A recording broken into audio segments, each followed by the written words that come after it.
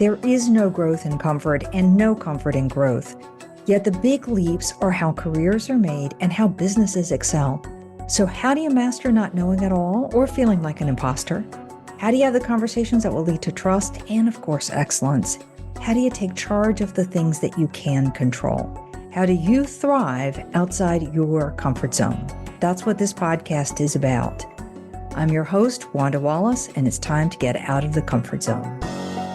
All right, welcome to the conversation. So systems are usually incredibly well-intended, but over time, they end up creating more hassle than the often value. And you'll see this in your own work life, in your corporation. All the layers of protection and checks and balances and approvals and so on seem to become incredibly burdensome, even though they were started for a good intent. You'll also see that in government systems. You'll see that in various social systems. You see that in just about everywhere you look these days. Often we think as an individual that there is nothing that we can do to change the systems that frustrate us so much, whether that's at work or whether that's at society. However, the good news for today is there are actually things that you as an individual can do. And in fact, there are 7 habits that you can deploy. Now, that's what we're going to talk about. What are they and how do you use them? And these are all insights from one of my favorite people who really is responsible for helping enemies collaborate. So Adam Kahane is a leading organizer, designer, facilitator of processes through which just about everybody in the world works. Business, government, civil leaders, as well as over 50 countries in every part of the world, executives, politicians, generals and guerrillas, civil servants and trade unionists, community activists and UN officials, clergy and artists. As I said, bringing anybody together, particularly when they have a very strong difference of opinion. He's a member of the Order of Canada, and in 1922, he was named the Schwab Foundation Social Innovation Thought Leader of the Year at the World Economic Forum in Davos. The book we're talking about today, Everyday Habits for Transforming Systems, the Catalytic Power of Radical Engagement. So Adam, welcome back to the podcast again. Thank you, Wanda. Happy to be here. It's a pleasure to have you here. I am a big fan, as I know many people are, of your work. And I consider myself a reasonable expert on this whole notion of how do we get people who have differences of opinions to work together in an effective manner. But you take it to a whole other level from my point of view. So bringing together people who have intense disagreements and really truly helping them move forward. So we've talked about that work, collaborating with the enemies, and I know you're working on a revision of that book as well. But why this particular book focused on what individuals can do? Well, maybe just to start off by commenting on some of the things you've said.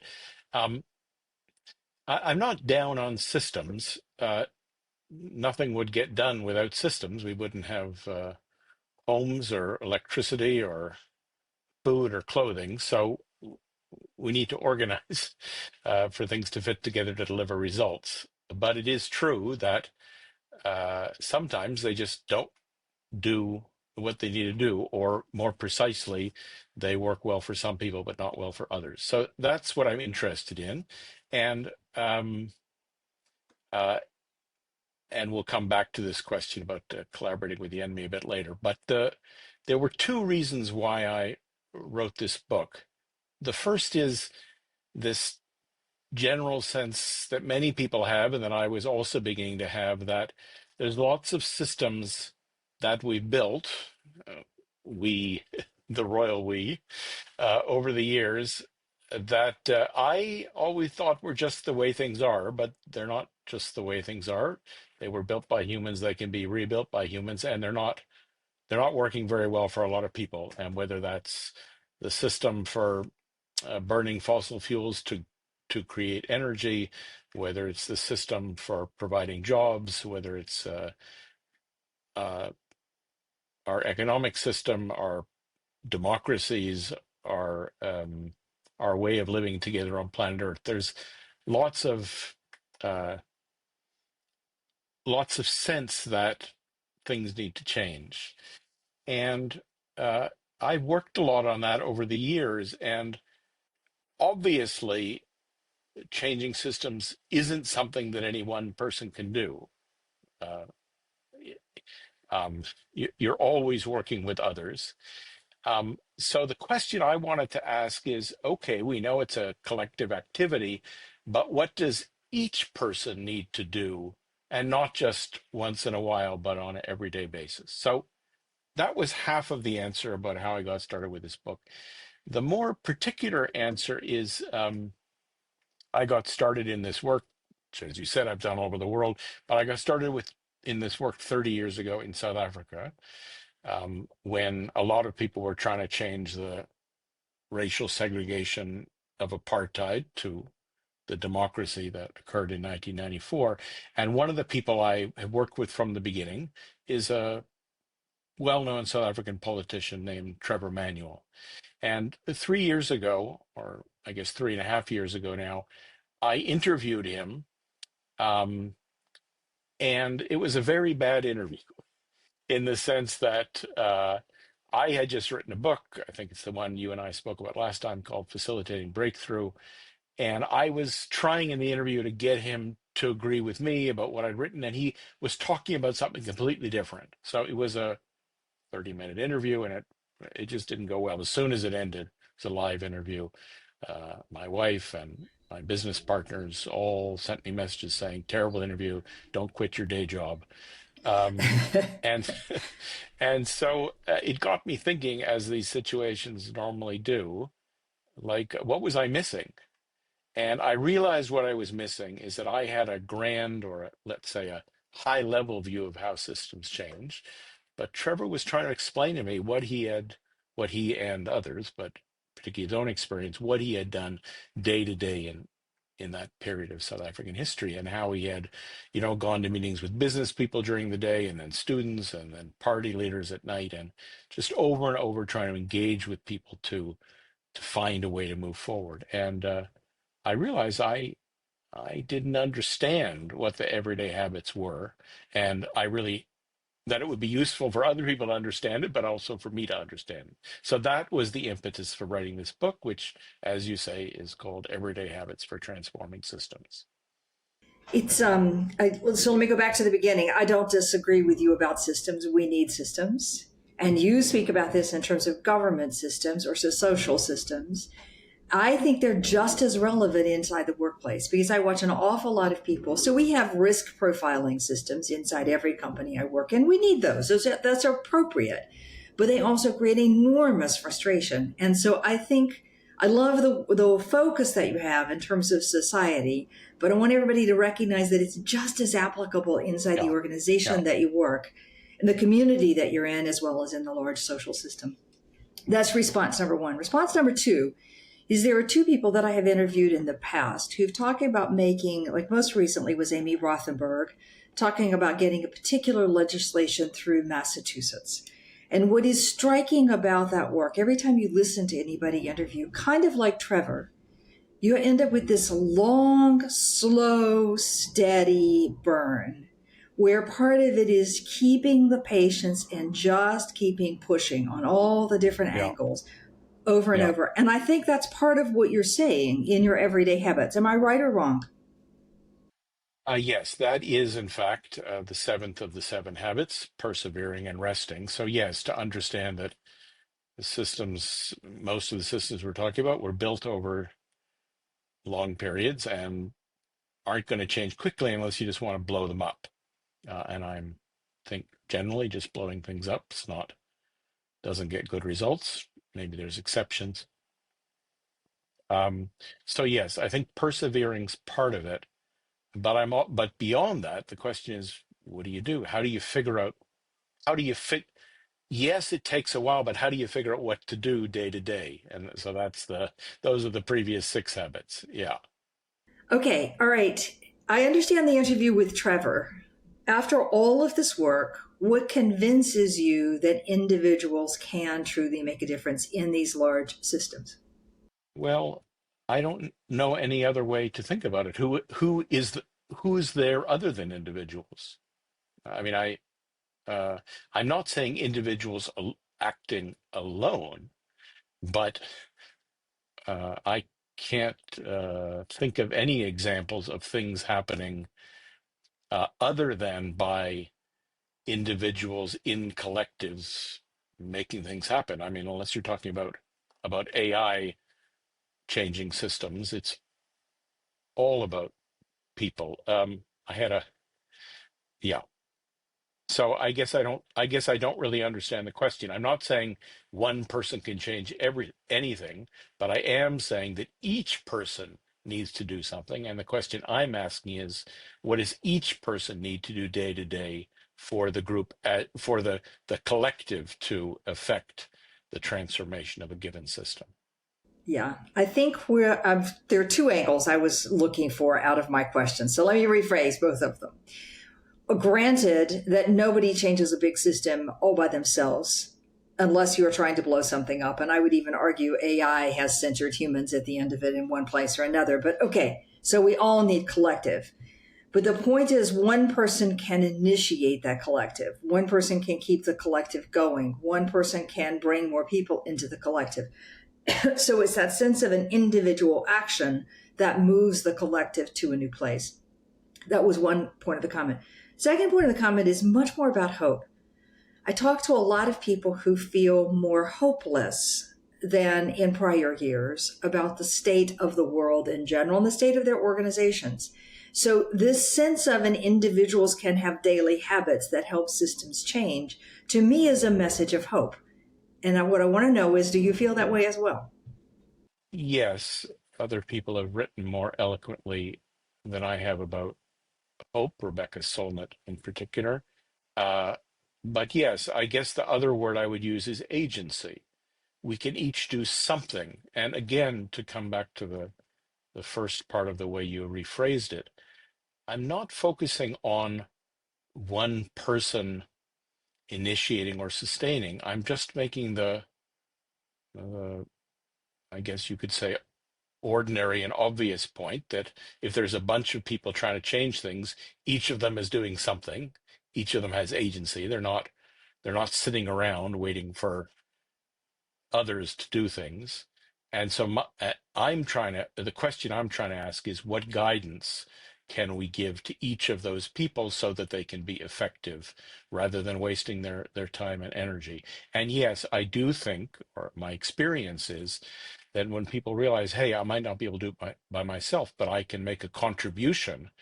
I have agency. I have the capacity to have influence working with others. Then yes, that's different from there's nothing I can do. I should just wait until somebody does something. Right. And I think it's what we know from all the resilience work is that a sense of agency is one of the key components for building resilience. There are a couple of others, but that is just like an essential one. All right. So just to make sure we're all on the same page, what do you mean by a system? Well, I knew you were going to ask me that, so I opened to page 10, and I, I'm not trying to survey the academic literature, but there is a very good writer on systems from a long time ago, a woman named Donella Meadows, who wrote a book, I think it's called Seeing Systems. But her definition makes perfect sense to me. A set of elements that's structured intentionally or otherwise to achieve a purpose or produce a characteristic system pattern of behavior. So you were talking about company systems. There's systems that enable bills to get paid. There's certain people performing certain functions with certain computers and certain procedures that produces a characteristic set of behavior. In that case, that the bills get paid and don't get lost. And so the interesting part of her definition is that there's elements, individuals, objects, rules, and there's relationships. And she makes the very interesting point, I think very crucial point, that it's not just about the individuals. Often, if you have a system and you change the individual, the pattern of behavior doesn't change at all. It's the individuals in relationship. So that's what I mean by a system, whether it's a bill paying system or an energy producing system or a election running system or a closed distribution system. They all have these characteristics. And my question is, how can we not just tweak them, which is sometimes adequate, but often not adequate? How can we transform them so they produce fundamentally different patterns of behavior, and in particular, so they work better for more people? That definition of systems is very close to what some might describe as culture. So I just make that note that that's sort of how it feels very similar. Okay, so let's dive into these habits.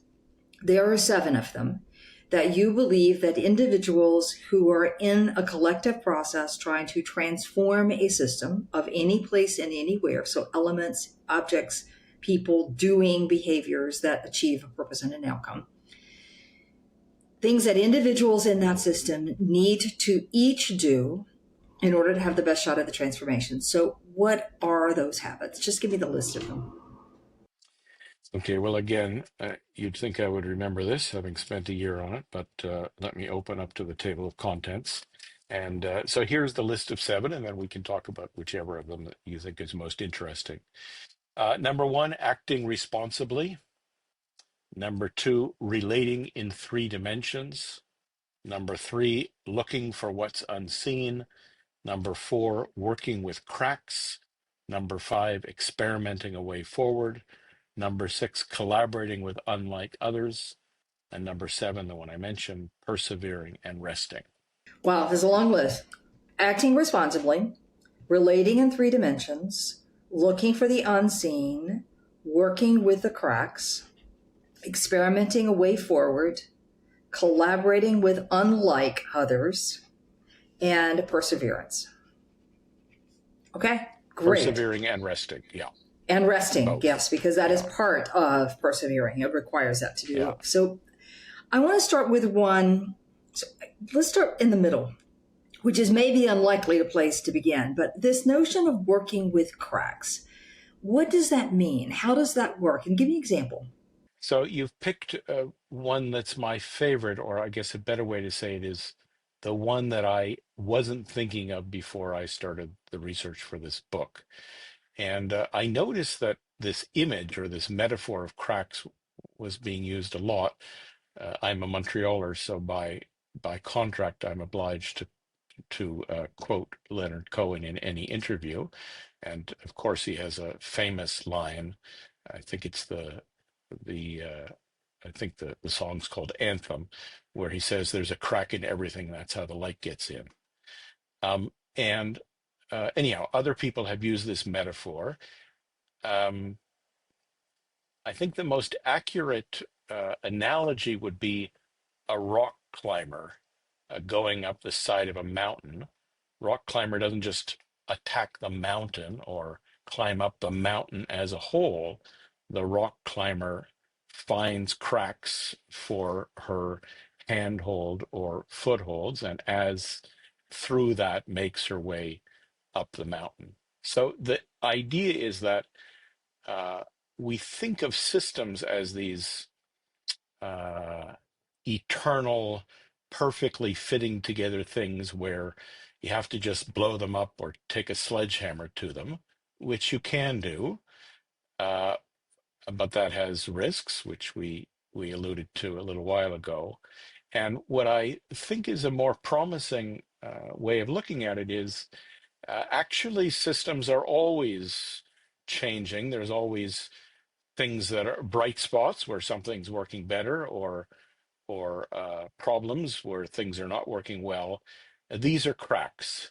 And the idea of working with cracks is to find the places where things are already moving and work there to get a handhold, as it were.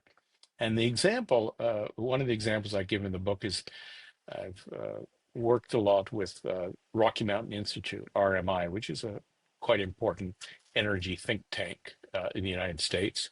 And we worked a lot on something called the Electricity Transformation Lab, which was about how to shift US electricity systems towards more renewable and distributed forms of electricity, which, by the way, is something which has moved much more quickly than I ever thought was possible. I think, if memory serves me right, more than half the generation in the US is now from renewable and distributed sources of electricity.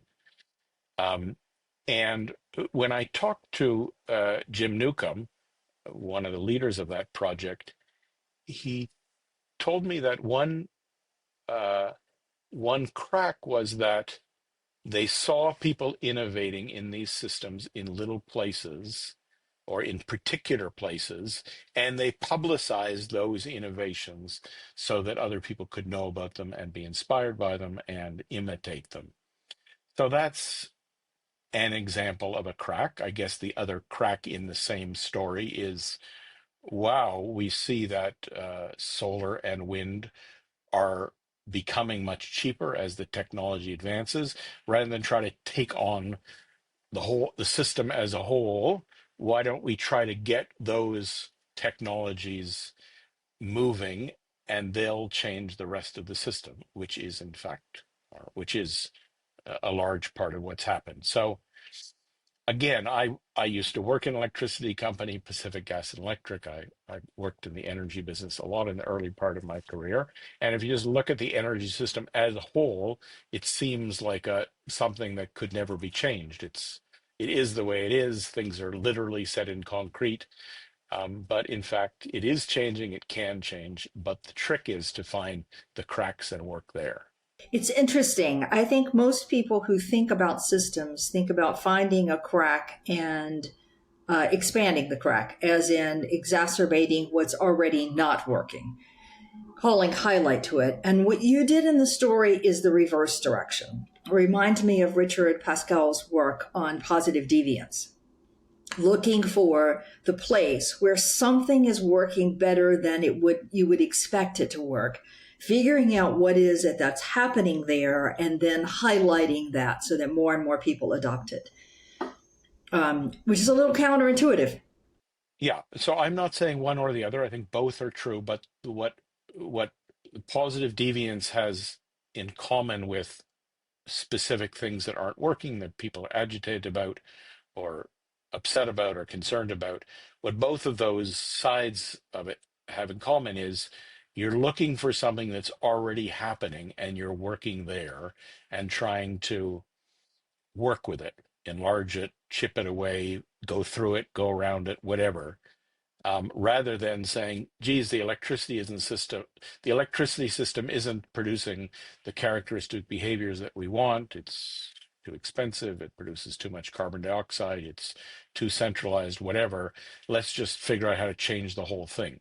That's what we're not doing. Right. Okay. So find small pockets where I Yeah. can find people around that who will collaborate with me because they can see a positive result, or they can see a way through, or they can see a place of Yeah. expanding a crack. And then just steadily working with that crack. As you said, chipping away or drawing light through it or highlighting what's happening and hoping other people will adopt it. Okay. Or we're going through it or going through there and then finding another one and another one and another one. But the key, I think, is to look at the specifics. And I'm a very abstract thinker. It has certain strengths, but it also has weaknesses. And I think for me, this idea of the specifics matters. You know, you mentioned a friend of yours who was involved in legislation. There's a wonderful book about Lyndon Johnson when he was the leader of the Senate, the Democratic leader of the Senate, doing this thing which he was elected not to do, and he did do around civil rights legislation. And in the one of the many volumes of Robert Caro's biography of Johnson, he tells the story about the historian Arthur Schlesinger going to visit Johnson, his ranch in Texas, and Johnson walks him through every single one of the Democratic senators in his caucus, however many those were, 50 something, and explaining for each one, you know, where who they listen to, whether you call them at their home or their mistress's house, etc. But detail about every single one. And the point that what I found so amazing about the story was Johnson did this big thing, but by knowing the detail of, in this case, every person he had to work with, every senator in his caucus. It's a beautiful example. It's I've seen this in company transformations more times than I can count. where the company transformation hasn't delivered on the promise that would have been seemed obvious and the plan seemed obvious. And you do all the obvious, organization things and systems things and people in charge of things and accountability things and all that stuff that we talk about. What every one of them I know missed the details that are way down the food chain in some ways of why a thing wasn't working the way it should be working, and people had created a workaround in order to get there. And that piece was the part nobody understood the detail of. When I say this to many leaders, as lack of fun as it is, particularly for conceptual, visionary thinkers, digging into those details is what you're going to have to do in order to make transformations happen. Well, and to take a very, excuse me for this, but to take a very topical, super controversial example, the transformation which is occurring in the US government as we speak is, as far as I can tell, the result of very precise identification by the incoming administration or by the people who were preparing for the incoming administration about exactly which rule or law or department or system, often things that I, as an outsider observer, didn't even know existed, never heard of, wouldn't even think about, that if we do this or dismantle this or fire this person, then we can affect the transformation we want. So system transformation doesn't always go the way I want it to go, but it always has these characteristics that we're speaking about now. Okay, so we have this notion of working with the cracks. One of the 7 habits. Finding a place where something is working better than you would expect, or finding a place where something is broken also. Looking into the details with others, trying to understand what is it about this, and then highlighting that and using that as a foothold to look for yet another crack and another crack and another crack. All right, so let's go to the second one, the one I think you're most famous for, which is this notion of collaborating with the enemy. But you say collaborating with people who are unlike you. Explain why. What does that look like? How do I do it? And why does it matter? Yeah, so you're correct. I use different words for this because they all have slightly different connotations. And I said that working with cracks was something I hadn't thought of before. Uh, Collaborating with unlike others is something I've thought about a lot. Wrote another book about it, as you say, called Collaborating with the Enemy. But the point I'm trying to make here is not specifically the point about the enemy, meaning somebody who I think is injuring or harming me. That's a more specific point. But the more general point, which I'm covering in the book we're talking about, is working with people who are in a different part of the system or who differ from me or who differ with me. You could say unlike, or that I don't like, or that are unlikely. I mean, these are all just slightly different, all these words have slightly different connotations. But the point is that when we're talking about transforming a system, working just with our buddies, the people who agree with us, the people who we're used to working with, the people who think about things the same way we do, the people who are in the same part of the system as we are, usually isn't enough. And usually the collaboration, uh, the effective collaboration is with people who have different positions or perspectives in the system. We may or may not agree with or like or trust, but together we can do more than I can just with my buddies. And the example I give in the book is a woman named Roseanne Haggerty, who runs an organization called Community Solutions, very famous in the United States for work on uh, homelessness. And when I talked to her about her work, I found her describing that, when they're working in a given city, it's not just with whatever the housing department of the municipality, it's often with bankers or sports teams or tourism authorities or developers or uh, community leaders. I don't know what the most common, but her point was that I have to work with unlikely allies. That's where the breakthrough comes. And often and this is I think the not obvious point, often we have different reasons for wanting to work on this. Yeah. the tour. I mean, I'm just making this next example I'm making up, but often the tourism people want a city that's attractive for visitors. That might be different from the community activist that doesn't want members of their community not having housing.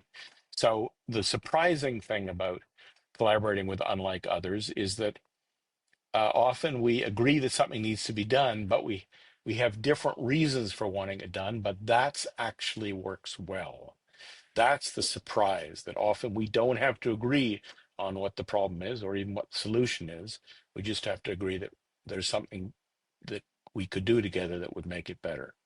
So we agree that there's an outcome we want, why we want it, what the purpose is, what the solution looks like, the things we're willing to consider. We don't have to agree on. We just have to agree on the problem is worthy of solving. Have I restated your life's work in a reasonable way? Yeah, we have to agree the situation is problematic. It may be problematic for you and me for different reasons. But we agree that it could be better and we could do more on that together than we can separately. But that's a surprise because most of us think, no, we have to agree. We have to have the same values. We have to have the same problem definition. We have to have the same vision. All of those things would be nice, but it's not true that they're required. Okay, I what I think is most interesting about this is there's a lot of focus, particularly in organizational life, around having a common purpose and a belief that a common purpose is what draws a team together and so on. And there's no question that we have to agree that we're sort of working in a common direction around a system, around a problem or around a goal or around something. I'd agree with that. But why I might want to work on it, why somebody else might want to work on it, what I think are the things to do, what somebody else thinks are the thing to do, don't have to be perfectly aligned. So I think we get a little over our skis on this whole sense of purpose. Yeah, I mean, I think there's a double click on this that's important.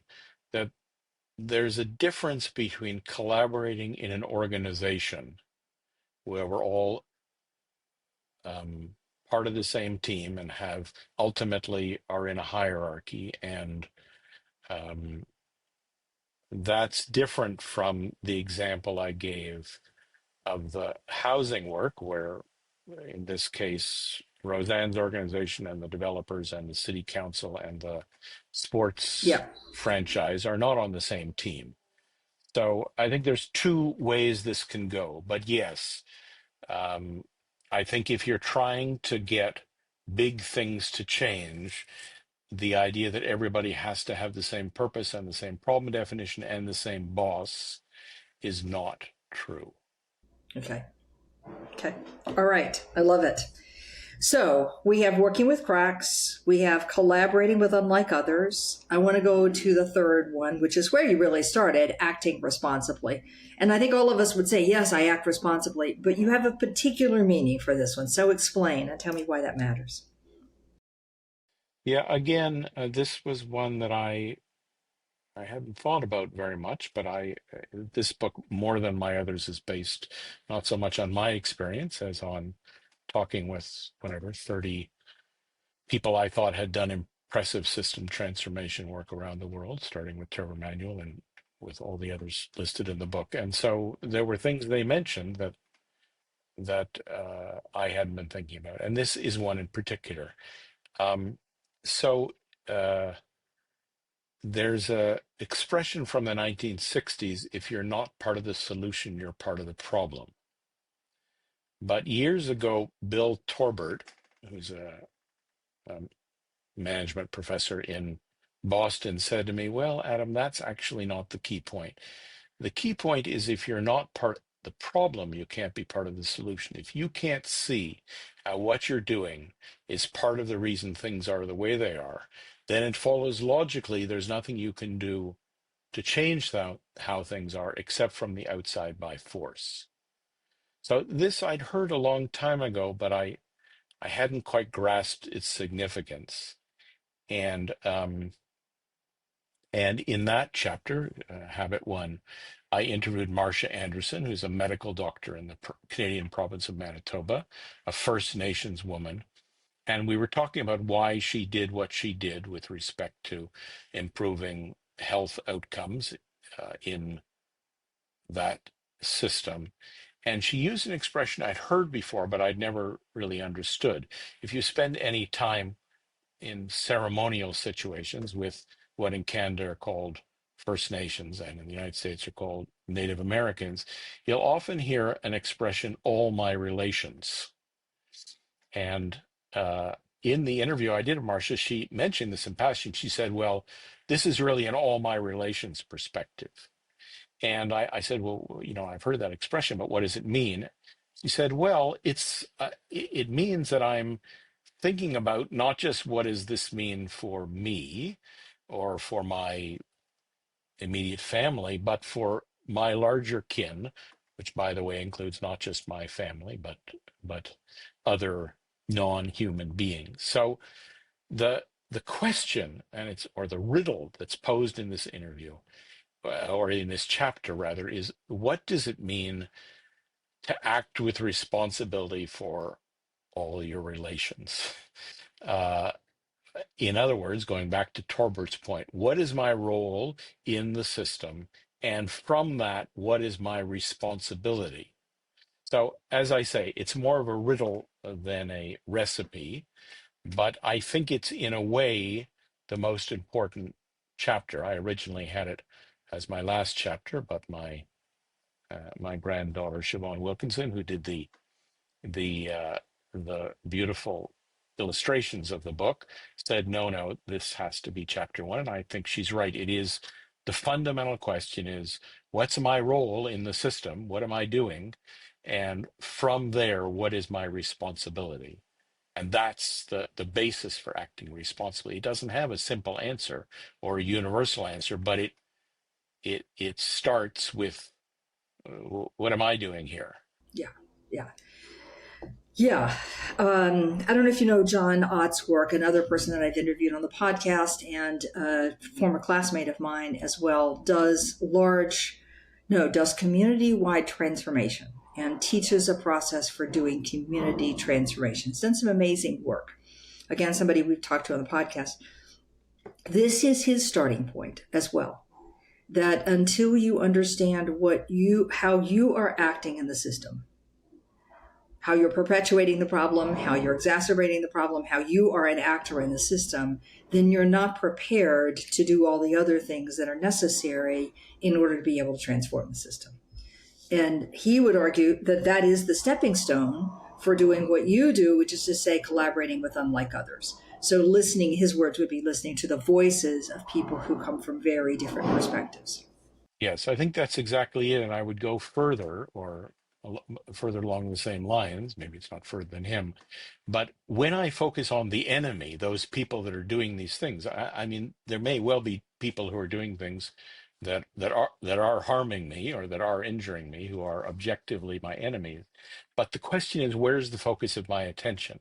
Is the focus of my attention on them and what they ought to do, or on me and what I need to do to make a contribution to changing things, which may well involve interacting or fighting with or pushing aside them, but the focus of the attention is different. Yeah. Just to bring this back to corporations, as I work with teams that have intense conflict within the teams. And as you rightly say, there's a hierarchy and there's a team and there's already some sense of belonging together in some way. But when I work with teams that have intense conflict, 90% of the time, people believe that the other is the one that needs to change. And if you could please just explain, Wanda, to that other why they are so horribly wrong, then we will go on. Of course, each side thinks that. So getting each side to recognize that the other's perspective in some point is valid is usually the point at which there's a breakthrough. But that is also much easier said, Adam, as you know, than done, because we have our old story about why I'm right and the other is wrong. Yeah. No, I think that's fundamental, and that's the focus of the revised version of collaborating with the enemy, which is this idea of going from things aren't the way I want them to be, therefore it's their fault. This is a big jump. And Yeah. if I classify everybody who disagrees with me or differs from me as the enemy, it's going to be hard to make progress. So I'm not saying you never have enemies, but I don't think we have as many as we think we do. Yes, I think we're right about that one. There may be a few, but not that many. All right. I want to do one more. Granted, there are 7, but I love this one, looking for what's unseen. What does that mean, and why does that matter? Well, again, that's one of the ones that I've worked with for a long time and is familiar to me, which is simply that we're all situated in a particular place, particular position in the systems we're part of, and that gives us a particular perspective, and we see certain things, and other things are invisible to us, or around the corner, or on the other side. And often, what we need to be able to move forward is see something we're not seeing. And the quickest, the simplest way to do that is to talk to somebody who's somewhere else and say, "Hey, what are you noticing? What do you see? What's going on for you?" So that's the connection to the working with the collaborating with unlike others. All right. It strikes me that 3 of these, the 3 that we have talked about, are particularly related to each other. And I granted they all are, but this notion of I see myself as a part of the system and therefore a part of the problem, and that I'm willing to look at my role in perpetuating that particular problem. So that's acting responsibly. I am willing to collaborate with people who are unlike me, which is going to give me a different perspective on what is going on, and recognizing that we have some common reason for wanting to solve a particular situation or particular problem, even though we might do it for different reasons. When I'm collaborating with unlike others, it increases the chances that I'm going to see what's unseen, because I have a chance of hearing from them what they see. I got to be open to that one, which comes back to number 1. And it strikes me that that is probably the way we begin to find the cracks, the places in which things are working better or can be tackled in a small, very detailed way. Yes, and in the text of the book, or in the illustrations of the book, you'll see that I use a honeycomb with these 7 ideas, and it's just to make the point, one, that they are interrelated, and you have teased out some of the interrelationships, but there is a common theme. There is a habit underneath the others, which I call, and this is the subtitle of the book, radical engagement. So the thing I took away from the interview with Trevor is there's a particular way of engaging with others, hands-on, leaning forward, curious, in relationship, rather than arm's length, dictating, arrogantly knowing it all. That underlying habit of radical engagement, the subtitle of the book is the catalytic power of radical engagement. That's the stance, the under the surface engagement with others and with the system. That's manifested in these 7 habits are manifestations or ways of working with this underlying orientation. Right, right. Very powerful. Radical engagement, hands-on, so into the details, leaning forward, in relationship with other people, curious, being that drive for openness and willing to hear those different perspectives and different points of view. Adam, if only we could all immediately adopt these 7 habits, I feel like we would all be in a better place in our lives, in our world, and in our organizations. So the 7 again: acting responsibly, relating in 3 dimensions, looking for what's unseen, working with the cracks, experimenting a way forward, collaborating with unlike others, and of course the one we haven't talked about, perseverance and resting. So Adam, great book. Really loved the interview. Thank you for being here today. Thank you.